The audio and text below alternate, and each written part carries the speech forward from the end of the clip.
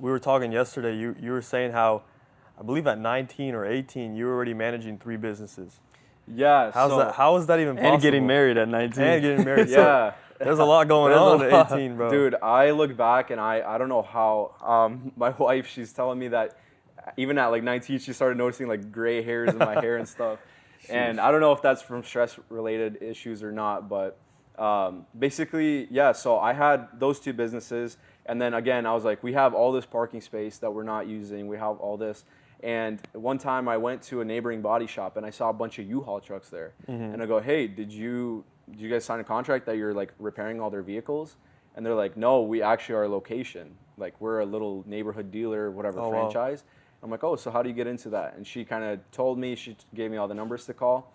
And I called them and I set it up. So we technically opened a U-Haul franchise. U-Haul calls it your local neighborhood dealer instead of like a franchise, but it's a franchise. So started that. That was at 18 as well. So these were the 3 businesses I was running at the time. By running, I mean my dad had Z Auto Body, which is the body shop, and Prime Auto Sales, which is the dealership, under his name, and then U-Haul was already under my name. But I was running all 3 of them, phone calls, paperwork, stuff like that. That's crazy, bro. How did you have time to hang out with friends or anything like that? I don't know. I somehow, it was a weird thing because it was kind of, you wake up at 8, you have phone calls from 9 to 12, like nonstop. Then it kind of slows down. Then by 4 o'clock, you're done getting phone calls and you're kind of just chilling. So that's kind of how it was.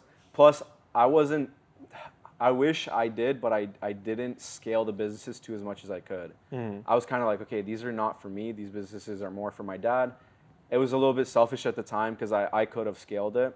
But also with my dad having like like he was limited to how much work he could do, how many cars we could sell, stuff like that. So it was a little bit of weird timing for me. So it wasn't where it was like killing me, like the amount of stress and the amount of work, but it was to a point where I was kind of only hanging out weekends or later at night.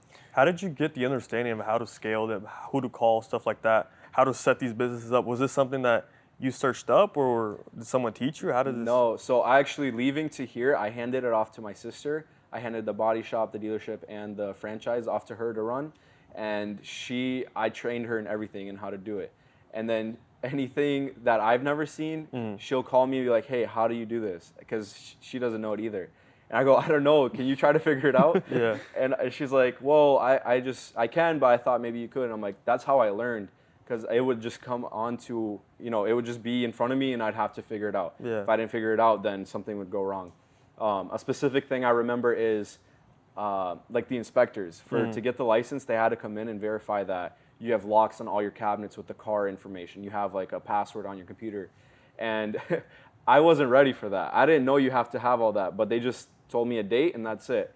And the guy comes and I have just like a regular cabinet, no laptop, nothing. And he's like, what are you doing? I'm like, I have no clue. And he's like, yeah, you need all this, otherwise you can't have a license. And that's kind of how it just happened. So I figured out, it was really good though for me because now I know that no matter where you go into, as long as you just ask the questions. If you are stuck, if you have a roadblock in front of you, literally speak out. There's that saying, there's no stupid questions. There's obviously stupid questions. In life, bro, there's stupid questions that you shouldn't ask. But there's also questions that people might judge you for, but it'll have growth for you, Yeah. So I started calling other dealers. Some would shut me down, they'd hang up the phone. They'd think I'm their competitor trying to steal business and whatnot. And just asking them, hey, how do you do this? How do you do that? I had 2 buddies. I had Josh Bach and Phil. They both ran dealerships as well. And anytime I had any title issues or questions, call them up, ask them, and vice versa. Same with them calling me about that. So that's kind of that portion of it.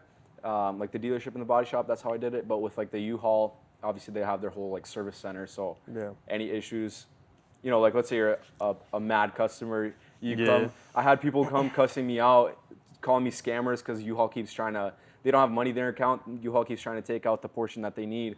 They don't have money, so they just keep getting drawback fees and stuff. Dang. And people come into our office and start cussing me out. And I'm like, dude, here's the number, call them. I'm just a franchise, you know what I mean? So